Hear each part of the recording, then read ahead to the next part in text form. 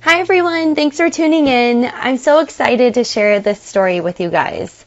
So, about a couple weeks ago, I was traveling to Waterloo, Iowa for a work trip. And on my flight there, I met a man named Thom Pritz from Cedar Rapids, Iowa. He sat next to me on this tiny two-little seater plane. And when Tom sat down, he had a really warm smile and bright eyes. And, on the plane ride, we, had a typical conversation you would have with a stranger on a plane. We talked about where we were from and why we were traveling. I shared with Tom that I was a life coach, and he shared that he is the vice president and general manager for KCRG news stations in Cedar Rapids, Iowa. He said that he was in Colorado with his wife and his daughter. His daughter is planning on getting married in September. And once the flight took off, we kind of settled in, and I read a book and he watched something on his pad. And then after the flight was over, we kind of kept casually talking while we were waiting for luggage. And at the moment, I felt a really good connection to him for some reason, and I felt like giving him my card. So it's like, okay, I'll give Tom my card, and he gave me his, and we wished each other well, and we were kind of off on our way after that. And then less than a week later, I was back in LA, and I received an email from Tom, and I was excited to see his name in my inbox, and I was really eager to see what he wrote. And little did I know that this email would share an awesome story of hope and inspiration for everyone. And also, it was amazing validation to receive for all the work that I am doing, helping people use their minds to heal themselves and create their own destiny and life. So the story you're about to listen to from our interview is just living proof of faith and the power of our minds, that we have, the capability to really heal ourselves and really change our own destiny by understanding how our minds work and shifting our thoughts, attitudes, and beliefs and environments. There's so much power behind all of it. So in the interview, Tom shares his story on how he survived from stage 4 inoperable pancreatic cancer by changing his mind, his thoughts, his attitude, beliefs, and just, having faith. In addition to changing his attitude and having faith, he also learned that asking for healing and being grateful for the healing as if it already existed was a key part of his journey and is what kept him on the path to healing himself. Tom also talks about how he dedicated all of his time and energy and focus on learning how to shift his mind to create positive thoughts and beliefs to help him overcome the diagnosis. Tom was able to shift his thoughts and beliefs by tuning inward and tuning into himself to only focus on things that supported him through the process and what was good for him. So by doing this, he kind of tuned out all negative influences, all negative outside influences such as media, survival rates, negative doctors, story about that as well. Tom created an environment and a support network of friends and families that adopted the same practice of having faith and shifting thoughts and attitudes to support this positive outcome. So he explains more on this in the interview. He talks about the importance of, keeping a practice that he still continues to work with today that has helped him move forward in life. So Tom and I really believe in sharing stories like this can help inspire others to learn how to use the wonderful gift that we've been given of our minds to really help heal ourselves and create our own destiny in life. So please tune in. I'm so excited to share this story with you, and please share the story with anyone that you know that needs inspiration. So thank you so much and enjoy. Very nice. So it was just, as I said in my note to you, you gave me your card at the end there, and I as a news guy and always checking things out, I Googled you and looked at your website, and I really enjoyed the message that you have on there and what you're doing, and it was just kind of reminded me of my story, I guess, a little bit, of, staying positive and being positive. And Thanks. Of course, I'm really very sorry about your dad, but it was just I had some sort of an odd feeling, and I didn't know how that connection was until you told me that, but that is very strange. I know, I'm still in awe from our email exchanges because it's just so funny. We sat next to each other and we connected, and I kind of felt the same thing. I kind of felt like there was something more. I wanted to talk more, but we kind of didn't, and I think when we got off the plane, I was like, I feel like I want to give him my card for some reason. And so I had the same weird intuition myself, but I just didn't know what it was either. And then when I saw your email, I was like, oh my gosh, this is just so interesting. And then it kind of occurred to me that you didn't see, because on my website I kind of talk a little bit about my dad's illness, but it occurred to me that you didn't see that. No, I didn't. So I was like, this is so odd that, you felt the urge to tell me the story without even seeing that. So that was really interesting. Yeah, no. So anyway, I'm happy to tell, as I said also, I'm happy to share my story anytime. I've shared it a number of times with, years ago with newspapers up in northern Michigan, and I don't know, there was my station in in Amarillo did a little story on me years ago. I think it was during Pancreatic Cancer Awareness Month. Mm-hmm. And as I said, I'm fortunate enough to get calls. People hear about me, and or a friend of a friend of a friend will say, hey, I know of a guy that's, they have a friend that has pancreatic cancer, and they've heard about me, and, would I mind talking to people? And so I'm always happy to share my story. But when I do that with other people, it's typically at their request. I don't call them. I think that people need to be engaged at some point, and I have done it. I've said, a couple of times somebody has said, would you call this friend of mine? And I've done that, and both times I've done that, it has not been very well received. It's kind of like, I didn't ask you to call. Why are you calling me? Mm-hmm. Mm-hmm. So I think if they want to know, it usually works out for, options that they didn't maybe know about. And as you know, when you don't, I didn't even know what pancreatic cancer was when I was diagnosed. And yeah. So once you start to do some research, it's not a very pretty thing to research. And right. So it just offering somebody, knowing that there's somebody out there that has survived is a big deal for a lot of people. Yeah, absolutely. And that's, I was inspired by what you were sharing on so many different levels because, like you said, it's such a hard cancer, and the diagnosis is so, it's like a death sentence almost, like that 4% survival rate is pretty low. And like you said, the more you research it, you start to just feel worse and worse because it just there's no good news behind it. So I was just really amazed and happy to hear that you were kind of able to overcome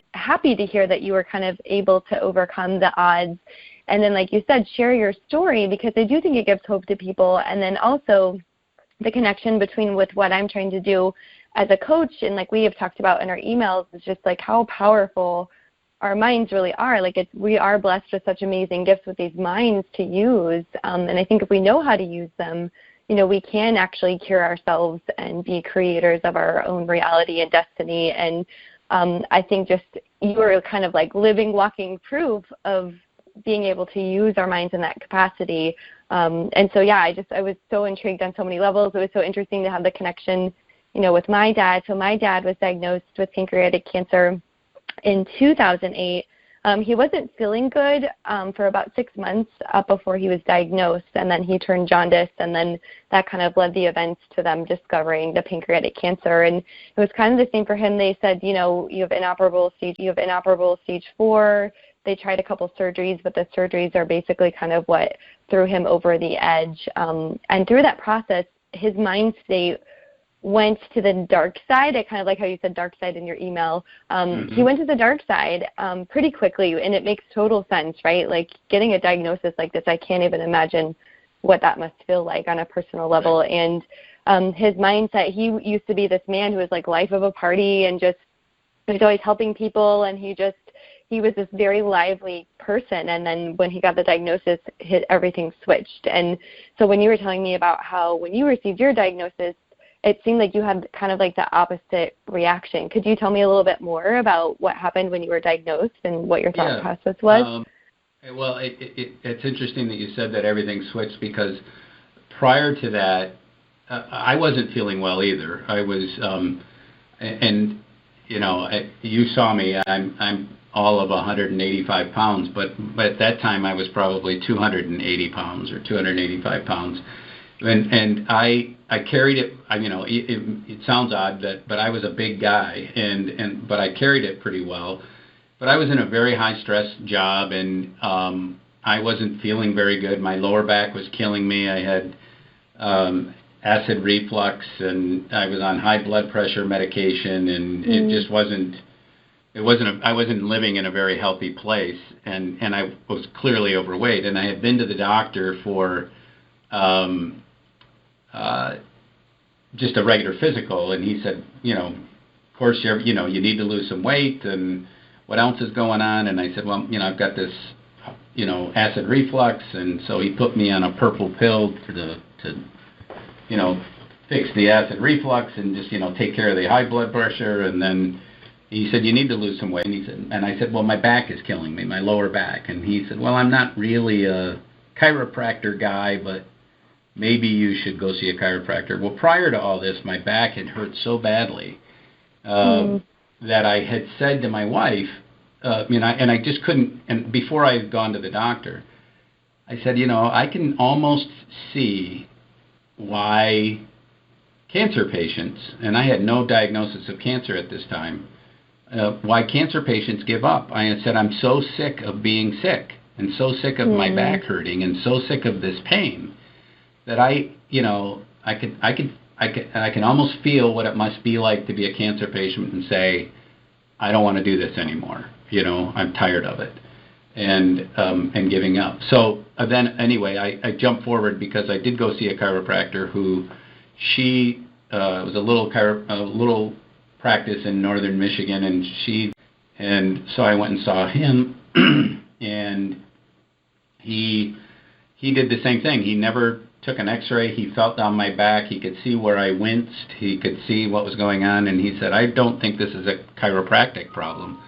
He said, I really think you have something seriously wrong with your gallbladder or your pancreas. And okay, he said, wow. I think you should go back to the doctor and request an MRI, which was a little scary, so I did. And the doctor said, well, I'm not going to do an MRI because a chiropractor said so. And I said, well, yes, you are. And so he did. Yeah. And I ended up having to go in through emergency, and because I couldn't take the pain, I had to stop taking. I was taking a lot of Advil, and he said, you got to stop that for 24 hours or 48 hours before you go in for this MRI, and I couldn't do it. The pain was too much. 24 hours or 48 hours before you go in for this MRI, and I couldn't do it. The pain was too much. Anyway, that's when they diagnosed it as they did an MRI or a CAT scan, and so they diagnosed it in the emergency room. They saw the tumor on the pancreas and the spots on the liver, and then did biopsy the next day, and the following day they came back with the stage 4 pancreatic cancer.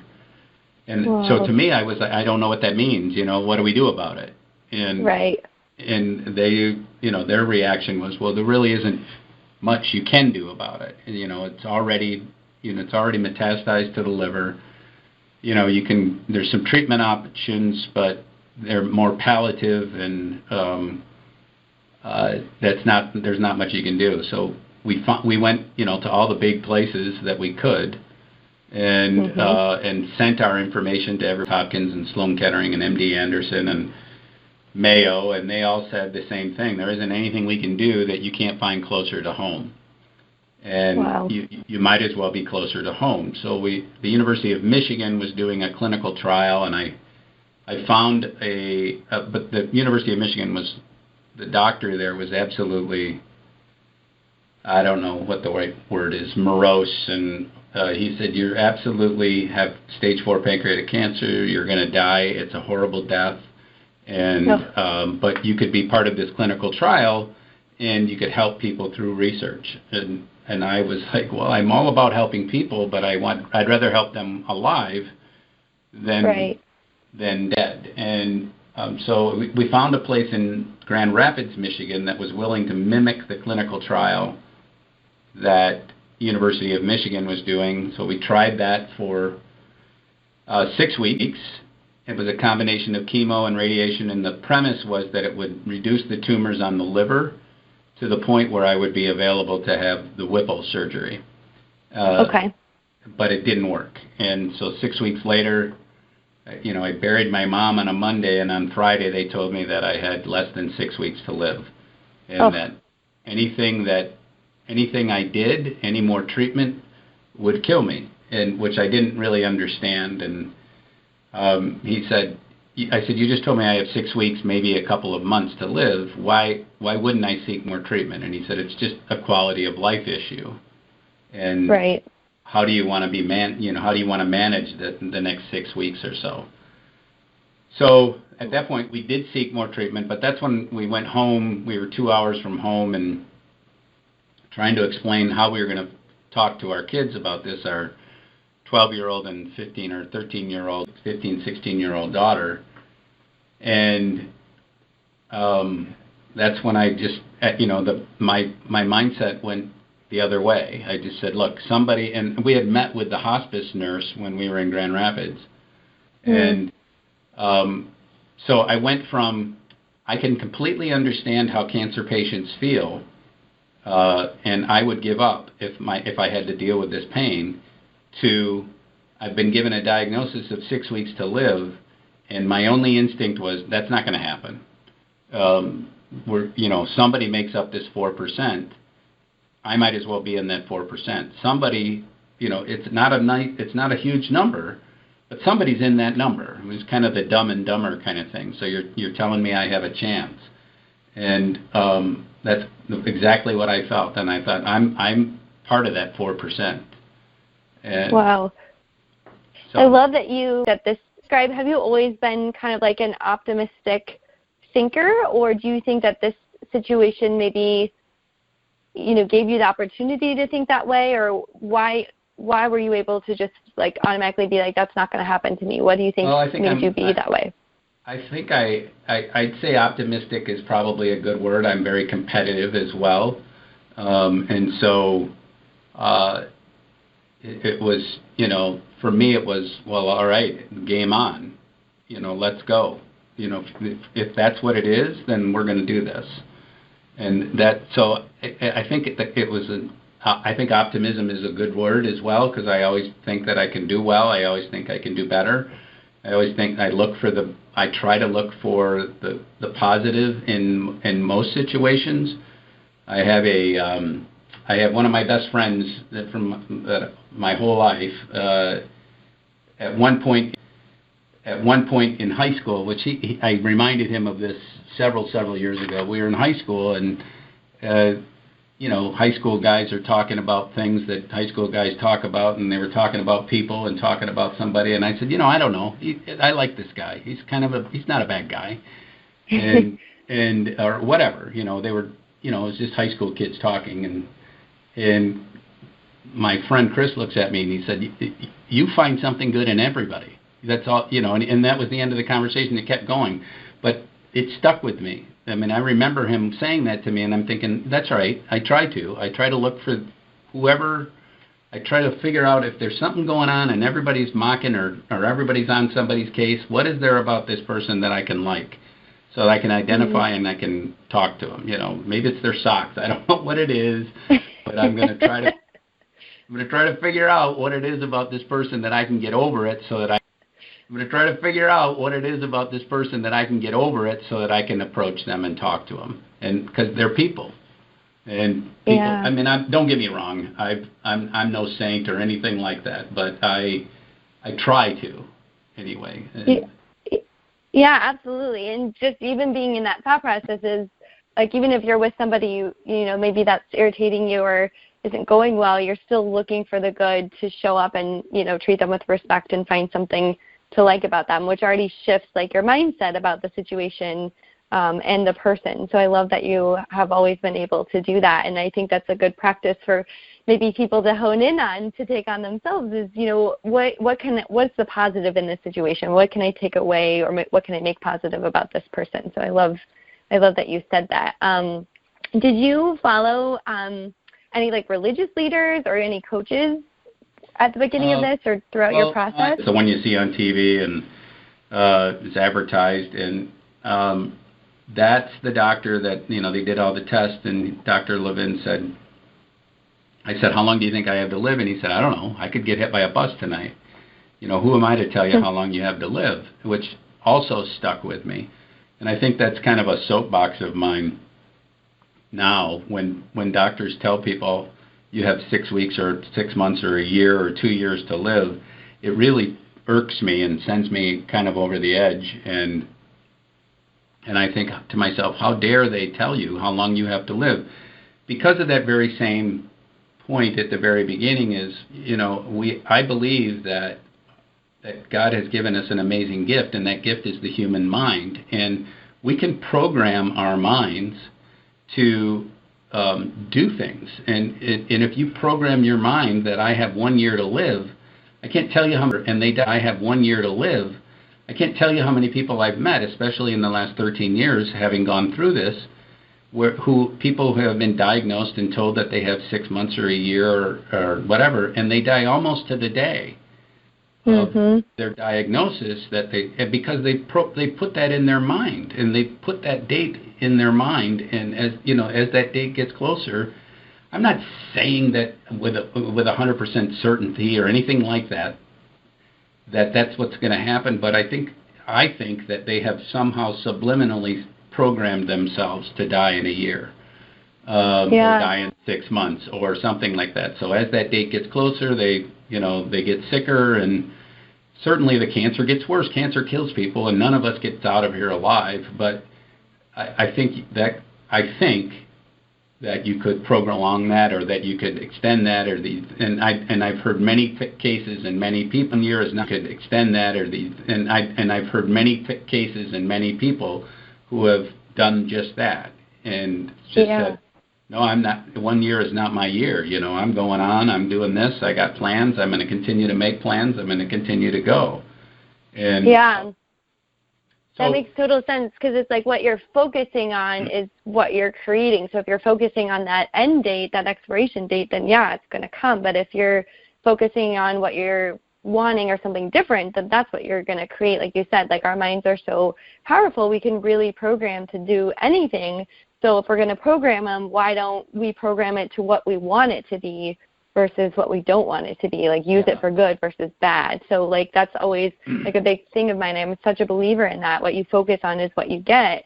So why don't you focus on what you want and what you're trying to create? So I love that you said that. It makes total sense. There was so your question, friend of mine. I love that you said that. It makes total sense. There was so your question was, do I focus on any religious leader? I have a very strong Christian faith, always have. I'd say my faith has gotten stronger, but and as we were traveling to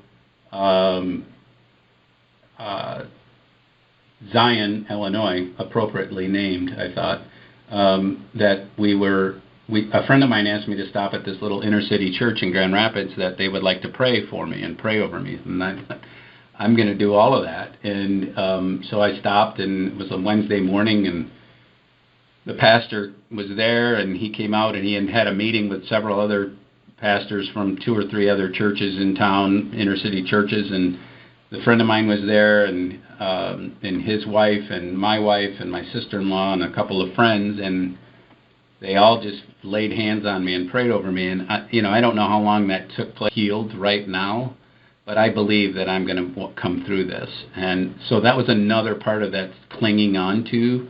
That was something that I hung on to all the way through, that, I felt like that service meant something, and that I believed that I was told I was going to live, and I knew in my heart, I don't know if I was told, but I knew that I was going to make it through this. And so when I did go to the dark side, or when things did go bad, and things went bad several times, I was in intensive care multiple times. I was told, that I wasn't going to live through the night, and multiple times, and I woke up and I was still there. So those were the times when I hung on to, I'm going to make this. I don't know how this is going to happen, but I just know it's going to happen. Amazing. So that's kind of what brought you back to the light, was just maybe having the faith and trusting that there's a send to anybody, trusting that I think I said in one of my emails also, and I have this little tiny booklet that I'll send to anybody. I buy them by the gross almost, but it's called God's Creative Power for Healing, and it's by Andy Copps, I think it is. but it's just positive reinforcement, biblically based positive reinforcement, little speeches to yourself, little one sentence things to yourself that. I read 2 books during this process, and the other one was called Christ the Healer, which was a really interesting book. It's quite a long book, but it was written by. It was actually a couple of tent revival guys back in the 20s and 30s that were pastors that went around the country and did tent stuff, but they tent revival guys back in the 20s and 30s that were pastors that went around the country and did tent stuff, but they didn't do. They weren't there to bring people to God. They were there to they were healers. And it's been since been revised and rewritten by some of their sons or grandsons or something like that. And one of the things that I read in there, as I read it and was listening and thinking about faith, is for me, a lot of people get upset about the fact that you would ask for healing or that you shouldn't ask for healing. But in fact, according to this book and the authors, that you should ask for everything, and that you should be thankful for that. When, as Christians anyway, we believe that we're forgiven of our sins. If we ask to be forgiven of our sins, we ask for if you believe with only the faith of a mustard seed, and you are thankful, it's done. But that's easy when you're talking about asking for forgiveness. I'm kind of getting off on a tangent here, but it comes back around. It's easy when you're asking for forgiveness to believe that you're forgiven, but to ask for anything else and believe that it's already happened and be thankful for it is foreign to us. And especially if you grew up in the Catholic Church or the Episcopal Church or anything like that, you don't think you're supposed to ask for anything else other than forgiveness, and that's it. And when I realized that I could ask for healing and be thankful for that healing as though it had already happened, even though I'm in the depths of sickness, when I realized that it was okay to ask to be healed and then be thankful that I am healed, even though I'm, in the bathroom, and be thankful that I am healed, even though I'm, in the bathroom and everything's coming out of everywhere. I still believe I'm healed. And I'm going to get through this, and I was thankful for that healing, and that's a weird place to get to. If you can get there, that's a pretty amazing place to get to. I was going to say, did you have some sort of practice each day that you did that allowed you to get to that space of being grateful for something that hasn't happened yet? Nope, it was a realization for me.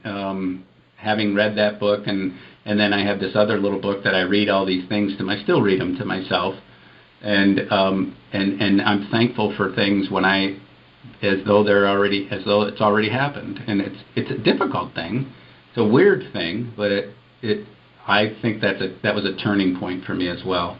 There was So it was more of a realization rather than a daily, that's what it meant for you, that you were going to be healed, or you already were healed and you were grateful for being healed. Yeah, I mean, it's a weird thing to say, and don't get me wrong, it's easier said than done, but I think if you continue, again, to program yourself that way, that you can continue to believe that, you're programming that. I got into do you know who Randy Pausch is?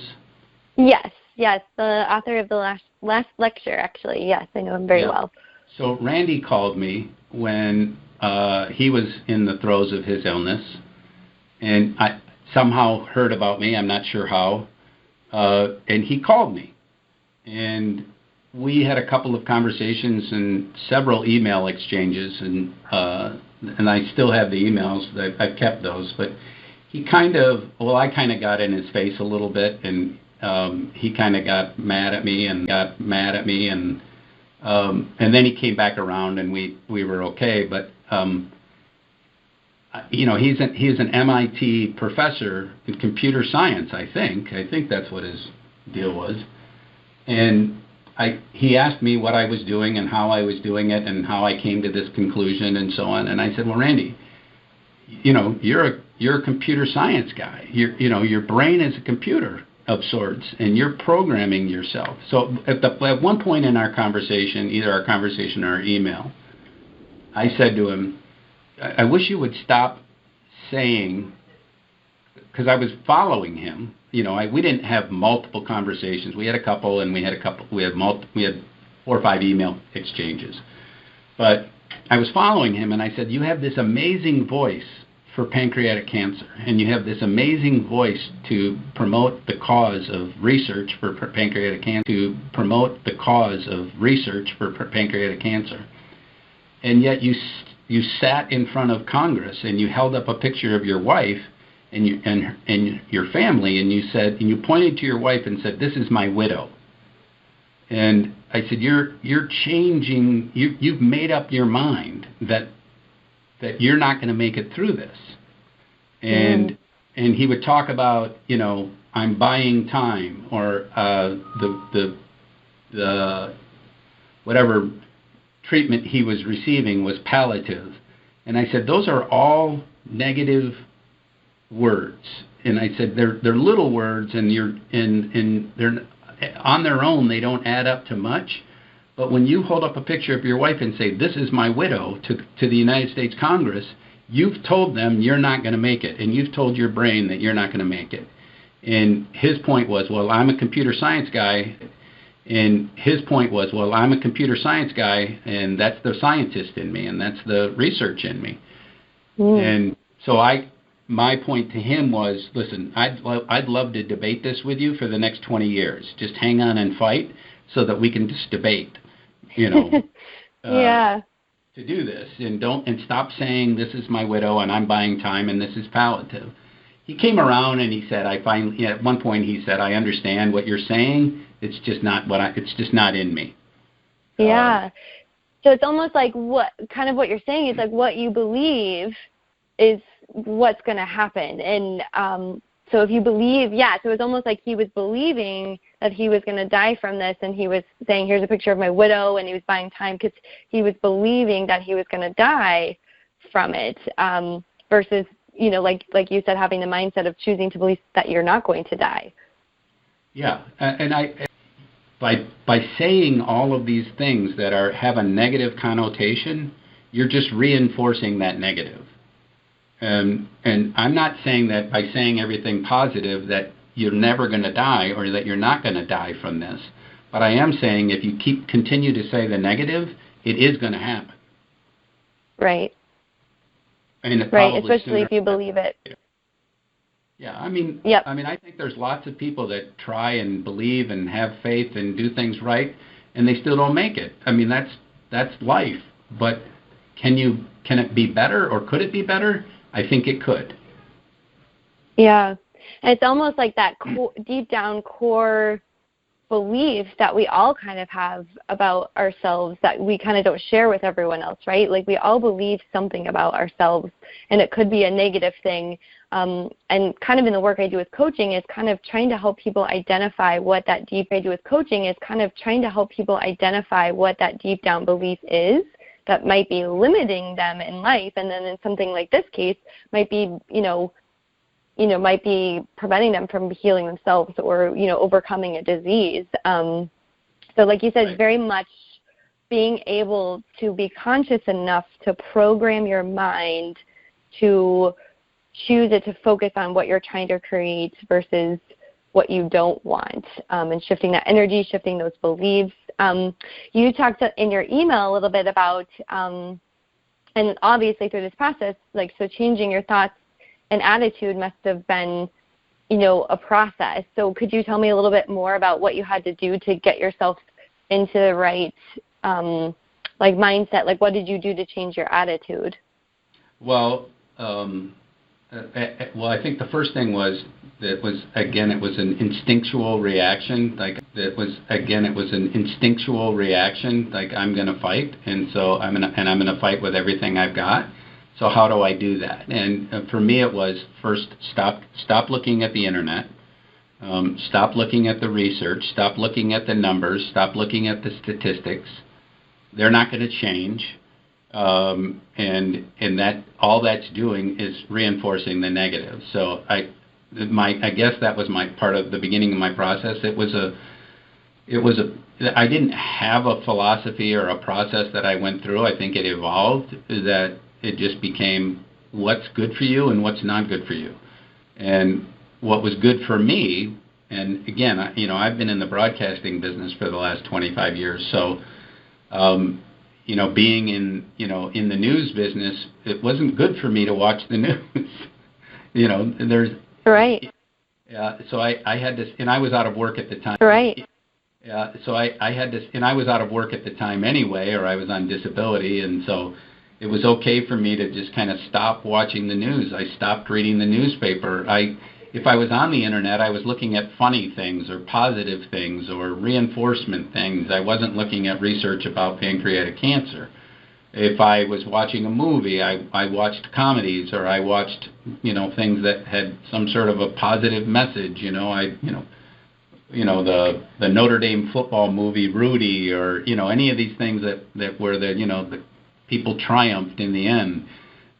Those were the kinds of movies that I would watch, and the kinds of books that I would read. And I read a lot of comedies. I watched a lot of comedies. Anything that would make me laugh, make me happy. I enjoy the beach. I enjoy water. Anything that connected me back to nature and connected me to things that I thought were up. Cancer Treatment Center, that they offer this, I guess it's kind of, I call it a cafeteria plan of treatment. And so it's mind, body, soul, whatever you want. And so I had an oncologist that was assigned to my case. I had a nutritionist that was assigned to my case, and we talked about what to eat and what not to eat and that kind of thing. I had a pharmacist that talked about the drugs that I was taking and the foods that I was eating and the interactions with those and what would be better and what would be worse.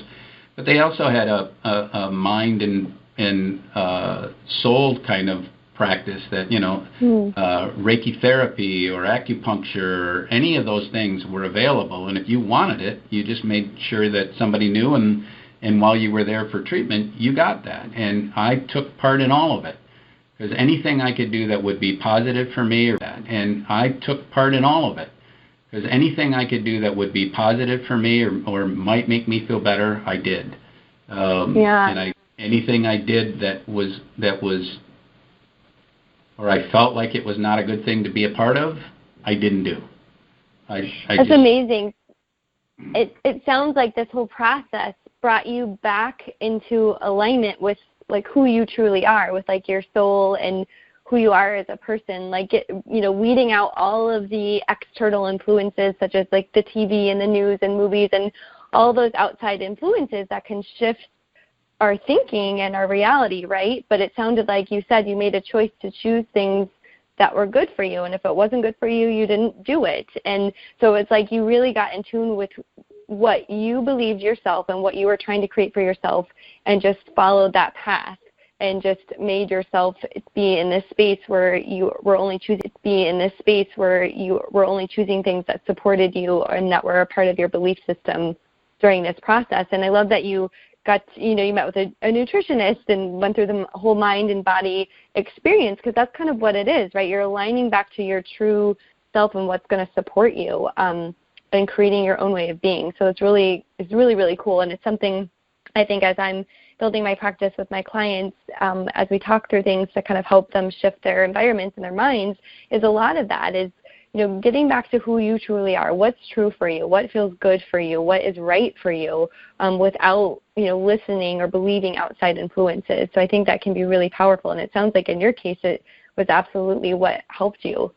Yeah, it had to be. I mean, and that went for, it wasn't like I didn't take anybody out of my life. If anybody wanted to be in my life, they were in my life. But, if people had negative, if there was some sort of and I can't look at or point to anybody in particular, but if there was somebody around me that was not or if I were in a situation or in a room or things were going on that were, just not positive, if there was an argument or something like that, I was out. I just got out of that. I didn't want to be a part of it.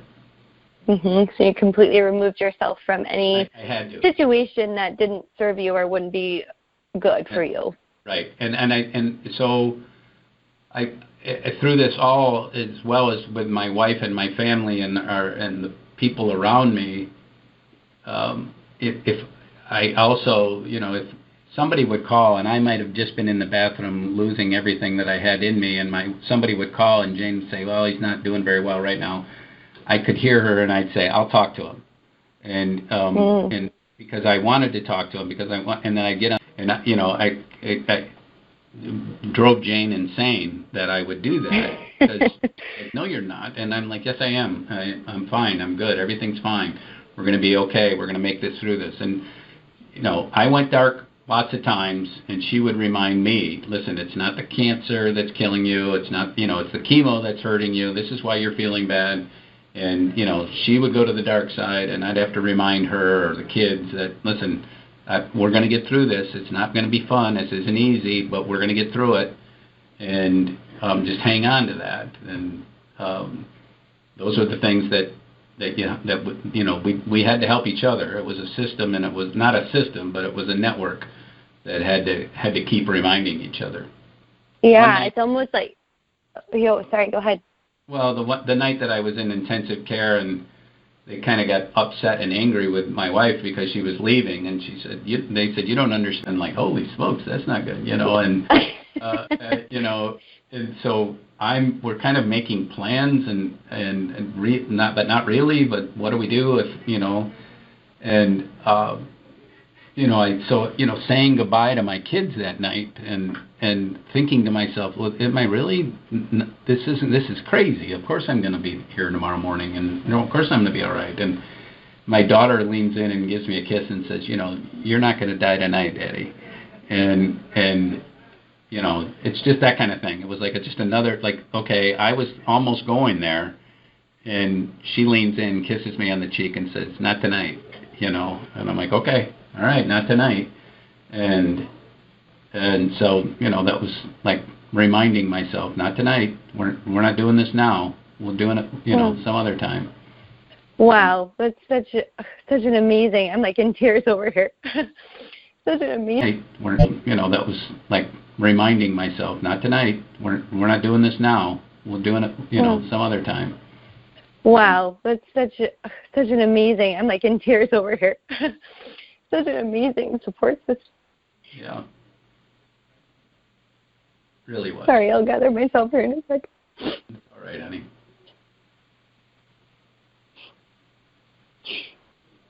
Well, I'm so grateful that you were sharing all of this, because I really, really, truly believe, like, what you've done. I do think so many people can do it, and I think it just takes people like us that are, passionate about educating people and like how to really make it happen by shifting your thought process. And so I'm really happy that that's what you're doing, and I'm really happy that that's your passion. And if I can help, please let me know. And I can tell you just a little bit more about the whole process. So when I was first diagnosed, they put a stent in, as I'm sure they did with your dad, because I was jaundice, and they didn't worry about the stent they put a permanent stent in, and they didn't worry about that because they didn't think I was going to live. So this permanent stent became part of the bigger problem, because as I was 7 months later after I started at Cancer Treatment Center, my scans were clear. Wow. And he said the tumor will always be there. It'll always show up as some sort of a fibrous tissue, but it'll always be there.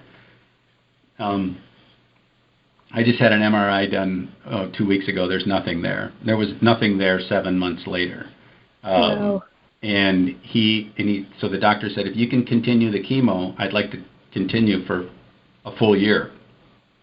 So I had more months, even though I was clear. I continued the chemo for 5 more months. And so that's really where then the issue became the stent, because the stent was still there. This little tiny thing, a quarter of an inch long, the diameter of a coffee stir, became the issue because it started to get clogged up. And so every 4 or 5 months, they'd have to go down, do an ERCP down through my throat. They have to knock me out.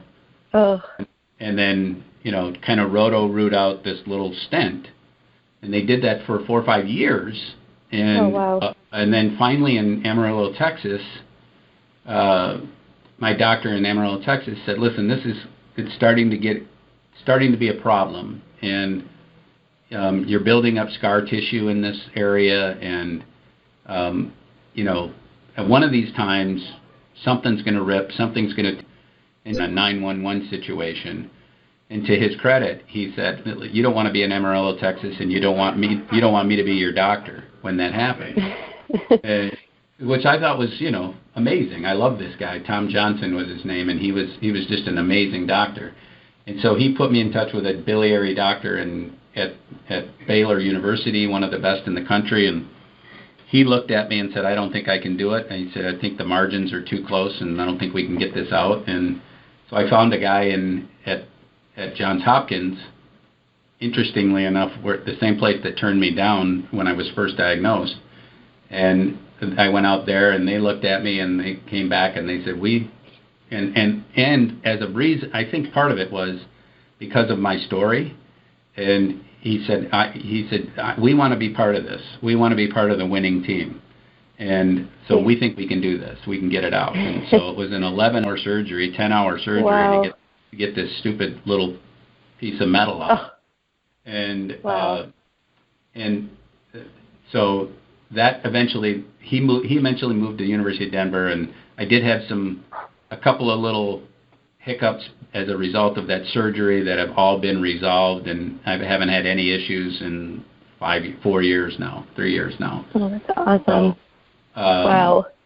Crazy.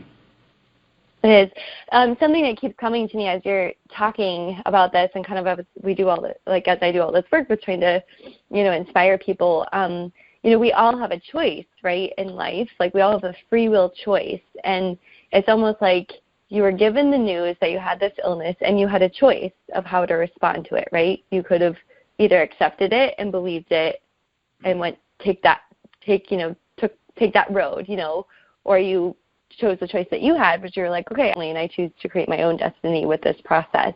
So that's kind of what keeps coming to me, is just we all have a choice, and it may not be easy, and it's a matter of like overcoming the mind, right? Like you said, you went to the dark side plenty of times, which we all do. We all go to the dark side when things get rough. Like, it's very easy to kind of surrender to that space in your mind and kind of just go to the dark side. But there is always, at the end of the day, there's always a light at the end of the tunnel. There's always a choice to choose differently and to choose what you want to do, what you want to happen, and focus everything you have on that. And it sounds like that's kind of what, you did throughout your whole journey through this whole process. And so it's just so inspiring to hear your strength through all of this, because it's a mental battle. Our minds, they're very powerful, and if they're out of balance, they can really make us go to the dark side. But if they're in alignment and we know how to use it, we could do anything, such as surviving side. But if they're in alignment and we know how to use it, we could do anything,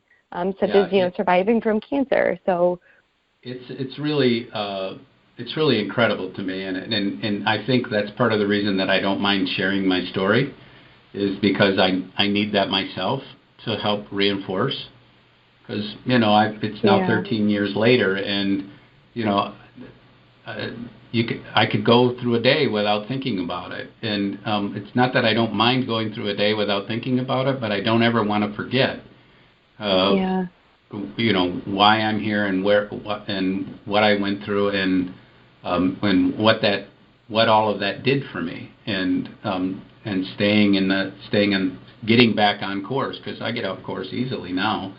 It was probably easier in the moment to stay in the positive, to stay on that plan, because I was still in it, and it becomes onto that, if that makes any sense. And so it's a great reminder for me to stay in it and to stay on top of it and to stay away from the stuff that's not good for you and to stay away from the things that can negatively influence you. And I'm not saying I buried my head in the sand, but that's what the hospice nurse told me. He said, "So you're in denial?"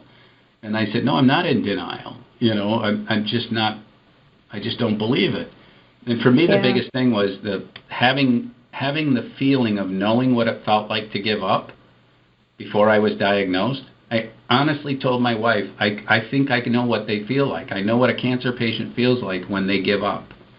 And then as soon as I got the diagnosis, a day or two later, that was never even entered my mind. It's like, I'm not going there. I'm going a different direction. It took a long time to go in a different direction, but it was the fighter instinct that, the competitive instinct, I think, that kicked in at that point. Yeah. Yep. And so it's like you decided not to believe it. You made a choice of not to believe it.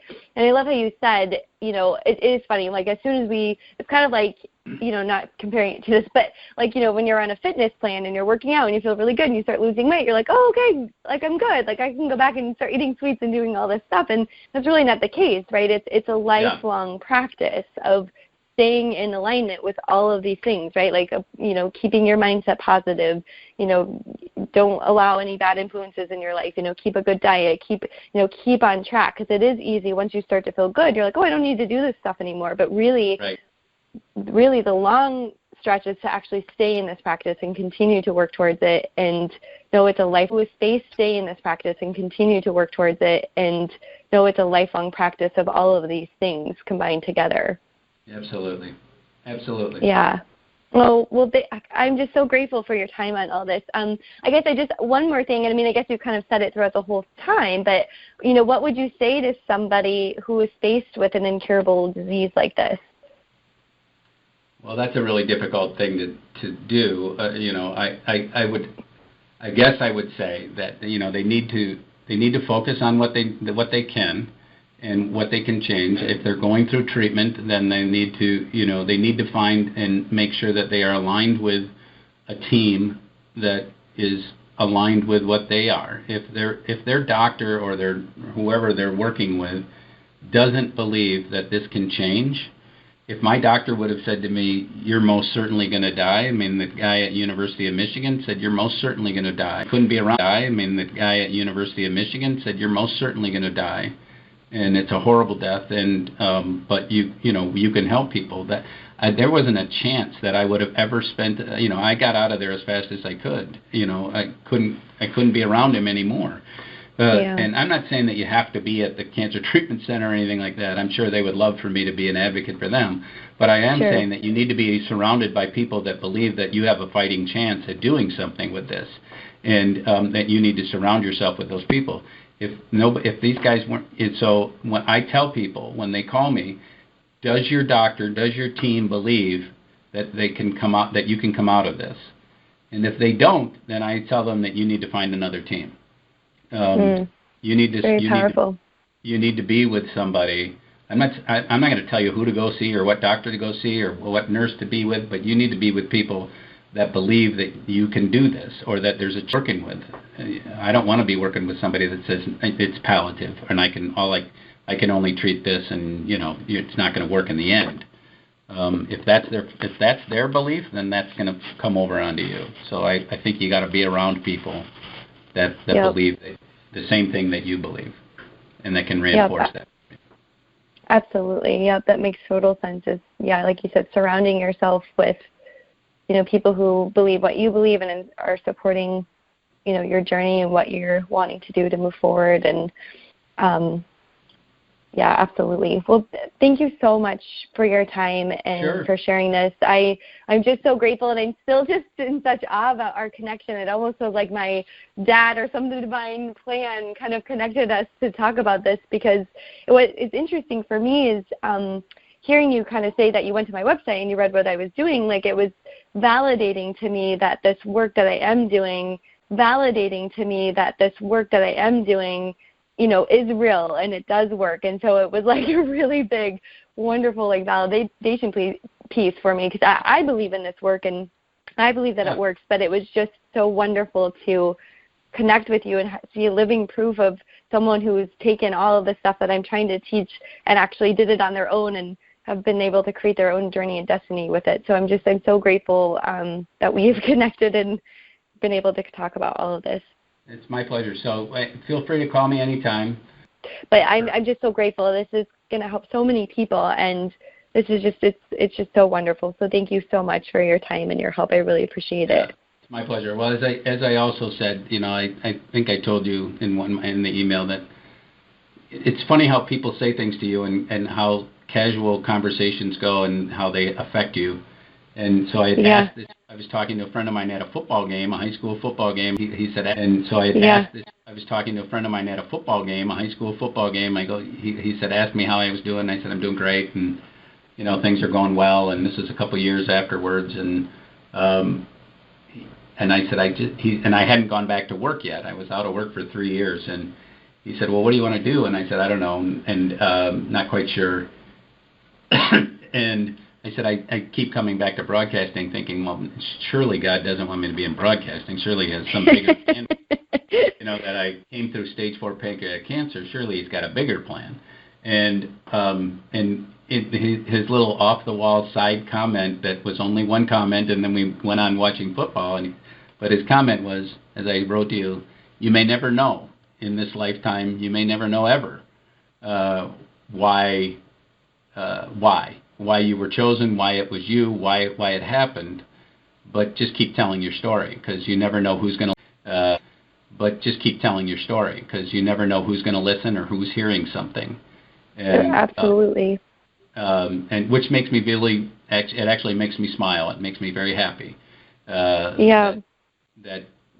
I don't care if I know or don't know, but if somebody picks up something and somebody gets a little inspiration or gets a little hope or gets a little something out of it, that's great. I'm happy to do that. Absolutely. Well, and it's so funny because I feel the same way with just like my story. Even though I lost my dad to the disease, somehow, some way, though, I feel like sharing my story about, how to process going through a loss like that. I feel like I've been able to help people through that stage of it too. So there's just so many layers of all this stuff, like you're a survivor, and my dad didn't survive. But I mean, I do think by sharing, like I was telling you in our emails before, like I think with people like us sharing our stories, it does one person more, so I think it's amazing. Yeah. So I'm going to leave you with one more thing, just because it's always a big part of my story, and it's the mustard seed. And, please, yes. And it's that faith of, I don't always have a whole lot of faith, but I believe that I have at least that much faith. It's a pretty doggone little seed, the mustard seed. And if that's all the faith I need, I know I have that much faith. And if I can move a mountain with that, so that was the one thing that I hung on to all the way through was the mustard seed. And, if I ever wrote a book or if I ever did, it would be something to do with the mustard seed, because it's just, that's not a whole lot of faith, and that's enough. Yep. I love that you said that. It's funny, I was thinking yesterday, I was like, gosh, I wonder if he's going to write a book. I mean, I think it would be such an amazing thing to do, but I love the mustard seed idea for sure. Because you can be the ghostwriter. You can seed idea for sure. Because you can be the ghostwriter. I'll be the ghostwriter. Oh gosh, I would love that. It would be so wonderful. You write the book, and we'll share in it. Okay, that sounds good to me. But I love the mustard seed idea. That's a really good thing. It's it's not a lot, but it's just enough. And in situations like that, yes, there's times where things can't be explained, but if you can have the belief and faith behind it, it can get you a long way. Yeah. So I love that. I think I love the mustard seed idea. I'm so great. Right. Well, Thom, thank you so much. I'm so grateful for your time. And again, I'm just so grateful. And I just know that your story is helping so many people on so many levels. And I'm just honored. And I feel privileged to be able to. We hope you found this story inspiring. Please help us share this story to inspire others.